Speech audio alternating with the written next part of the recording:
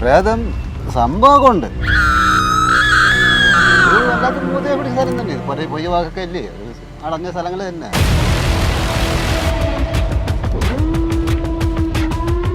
ഒറ്റയ്ക്ക് ഒരു 7 മണി കഴിഞ്ഞൊക്കെ വരണമെങ്കിൽ അവിടെ ഇറങ്ങും, ഇവിടെ ഇറങ്ങും.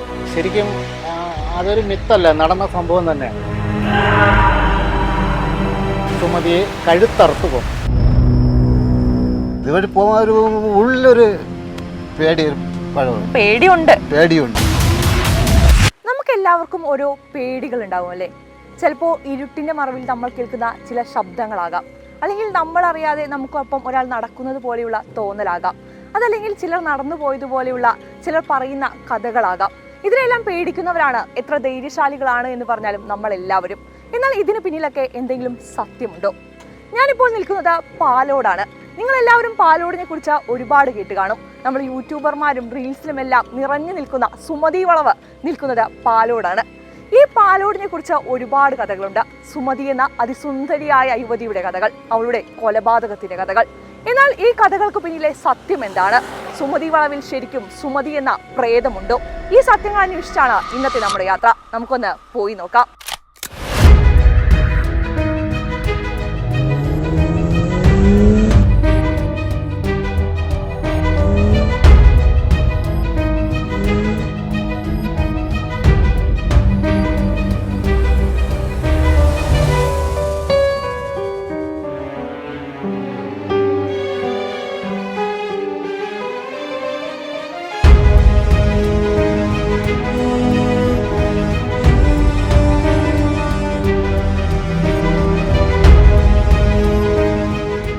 അപ്പോൾ ഇതാണ് നമ്മളിപ്പോൾ കേട്ടു വന്ന കഥകളിലൊക്കെ നമ്മൾ പറഞ്ഞു കേട്ട സുമതി വളവ് എന്ന് പറയുന്നത്.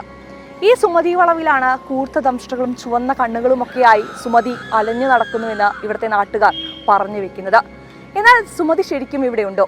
സുമതി കൊല്ലപ്പെട്ട സ്ഥലം ഇതാണെന്നാണ് പറയപ്പെടുന്നത്. എന്നാൽ സുമതി ഇവിടെ നടക്കുന്നത് നമ്മളോട് എന്തെങ്കിലും പറയാനായിരിക്കുമോ? അതല്ലെങ്കിൽ നമ്മൾ കേട്ട മുത്തശ്ശി കഥകളിലെ വെറും ഒരു കഥ മാത്രമാണോ സുമതി? ഇതിന് പിന്നിലെ യാഥാർത്ഥ്യം എന്താണെന്ന് ഇന്നും ആർക്കും വ്യക്തമായി അറിയില്ല. അതുകൊണ്ട് അത് അന്വേഷിച്ചാണ് ഇന്നീ നമ്മുടെ യാത്ര.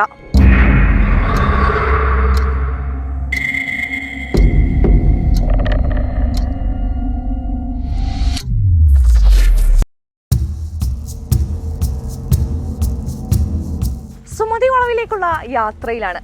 ആ സമയത്താണ് ഇവിടെ ഒരു ചേട്ടൻ ഇരിക്കുന്നത് കണ്ടത്. കാണുമ്പോൾ ഇവിടുത്തെ നാട്ടുകാരനാണെന്ന് തോന്നുന്നുണ്ട്. എന്തായാലും ചേട്ടനോട് തന്നെ ചോദിക്കാം, ഈ സുമതി വളവിൽ സത്യമുണ്ടോ, അല്ലെങ്കിൽ സുമതിയുടെ കഥ എന്താണ്, അല്ലെങ്കിൽ സുമതിയെ ഈ നാട്ടുകാരുടെ നിലയ്ക്ക് ചേട്ടന് കുറച്ച് പേടിയുണ്ടോ എന്നൊക്കെ.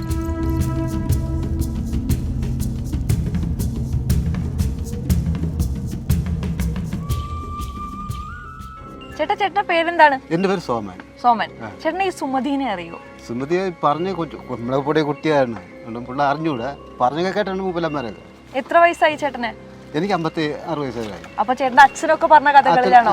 അച്ഛനും അയലോക്കാരൊക്കെ പറഞ്ഞു കേട്ടിട്ടുണ്ട്. ശരിക്കും ഈ സുമതി വളവിൽ പ്രേതമുണ്ടോ? പ്രേതം സംഭവമുണ്ട്. പണ്ട് ഇങ്ങനെ ആളെ പറ്റി ഇങ്ങനെ വെട്ടാറൊക്കെ ഉണ്ടെന്ന് പറയുന്നു. അങ്ങനെ ചേട്ടൻ വിശ്വസിക്കുന്നുണ്ടോ അവിടെ അങ്ങനെ ഒരു ആത്മാവുണ്ട്? അല്ലെങ്കിൽ അത് സംഭവം ശരിയായിട്ടുണ്ട്.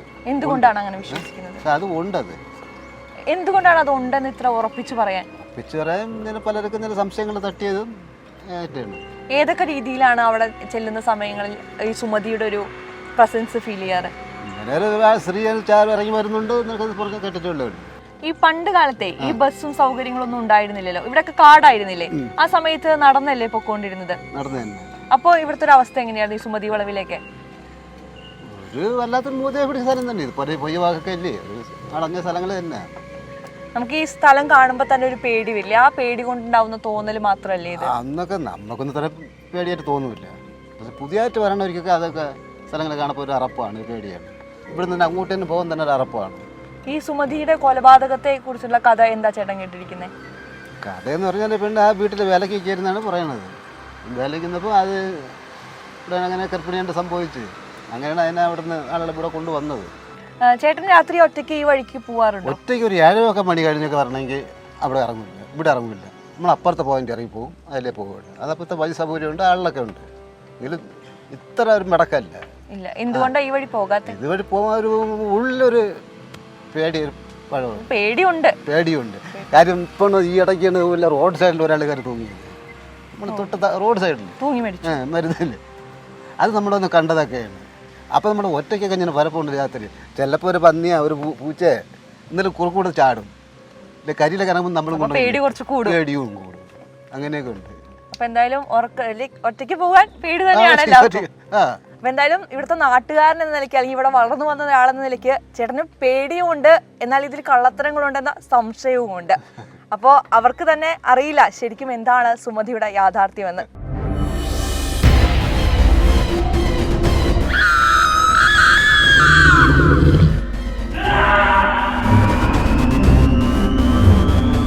ശരിക്കും അതൊരു മിത്തല്ല, നടന്ന സംഭവം തന്നെയാണ്.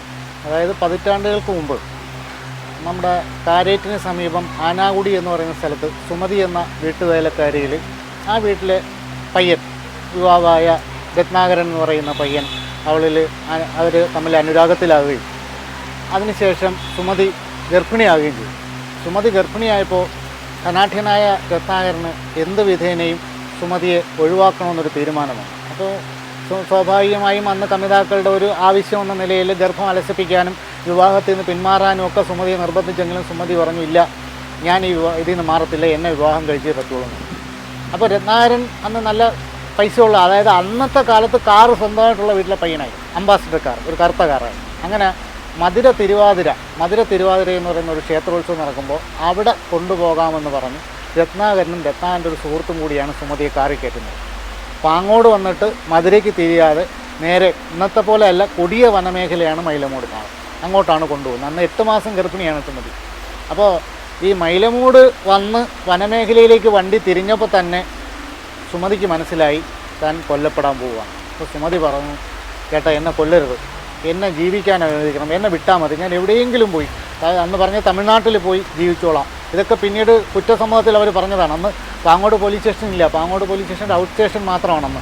അപ്പോൾ അവർ പറഞ്ഞു ഞാൻ എവിടെയെങ്കിലും പോയി ജീവിച്ചോളാം എന്ന് പറഞ്ഞു. പക്ഷേ നിർഭാഗ്യവശാൽ അവർ വിട്ടില്ല. അവരെന്ത് ചെയ്തു, സുമതിയെ കഴുത്തറുത്ത് കൊന്നിട്ട് അവർ ഉപേക്ഷിച്ച സ്ഥലമെന്ന് പറയുന്നത് കാട്ടിനകത്തേക്ക് പോയിട്ട് ഏറെക്കുറെ ഈ പിന്നീട് നമ്മൾ പോകുന്ന വഴിക്ക് അടുത്ത് തന്നെയാണ് ഈ മൃതശരീരം കണ്ടത്. പക്ഷേ ഈ സംഭവം അന്ന് ഇക്കരെയുള്ള ഒരു വീട്ടിലാണ് കൊണ്ടുവന്ന് പോലീസ് പോസ്റ്റ്മോർട്ടം വരെ നടത്തിയത്.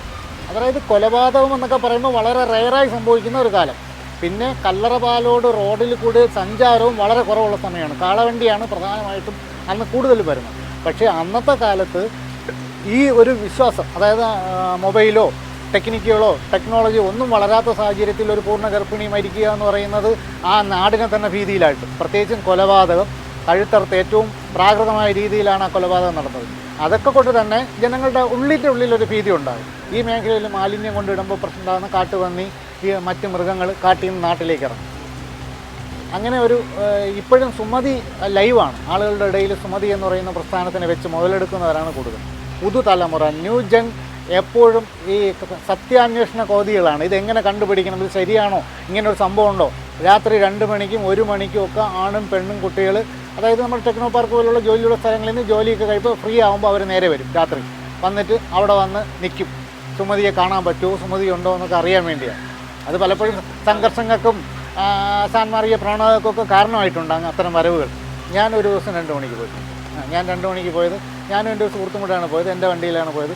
2 മണിക്ക് ആപ്റ്റ് സുമതി കിടന്നു എന്ന് പറയുന്ന സ്ഥലത്ത് ഞങ്ങൾ 1:30 മുതൽ 3 മണി വരെ നിന്നു. അവിടെ ആരെയും കണ്ടില്ല, ആരും ഇല്ലായിരുന്നു. പ്രത്യേകിച്ച് അങ്ങനെയുള്ള, അതായത് നമ്മൾ മെയിൻ റോഡല്ല ശരിക്കും സുമതി കിടന്നത്, അങ്ങ് അതിൻ്റെ മുകളിൽ അപ്പർ ഹില്ലാണ്. ആ ഭാഗത്ത് തന്നെ 1 മണിക്കൂറോളം ഞാൻ സ്പെൻഡ് ചെയ്തിരുന്നു. പക്ഷേ സംശയാസ്പദമായ സാഹചര്യത്തിലൊന്നും കണ്ടില്ല. ശരിക്കും ഒരു നിമിത്തമാണ് എല്ലാത്തിനും കാരണം. മനസ്സിൻ്റെ ഉള്ളിൽ ഇവിടെ സുമതി ഉളവാണ്. ഞാൻ വിവാഹം കഴിച്ചിരിക്കുന്ന പാലോടുന്നാണ്. പലപ്പോഴും രാത്രി കാലങ്ങളിൽ അവിടെ നിന്ന് ഇങ്ങോട്ട് ബൈക്കിൽ വരേണ്ടി വന്നിട്ടുണ്ട് പണ്ടൊക്കെ. അവിടെ വരുമ്പോൾ ഓട്ടോമാറ്റിക്കലി ആക്സിലേറ്റർ ഒന്ന് സ്പീഡ് കൂടും. എത്ര നിരീശ്വരവാദിയും എത്ര ഇത് വിശ്വാസം ഇല്ല എന്ന് പറയുന്ന ആളാണെങ്കിൽ ഓട്ടോമാറ്റിക്കലി നമ്മൾ അവിടെ വരുമ്പോൾ ആക്സിലേറ്റർ ഒന്ന് കൂടും. അനി കാറാണ് ഓടിക്കുന്നതെങ്കിൽ നമുക്ക് ഇല്ലാത്ത പ്രശ്നങ്ങളൊക്കെ അപ്പം നമുക്ക് ഫീൽ ചെയ്യും. എന്തുകൊണ്ടാണ്? നമ്മുടെ മനസ്സാണത്, അതുകൊണ്ട് തന്നെയാണ് സംഭവിക്കുന്നതാണെന്നാണ് എൻ്റെ വിശ്വാസം.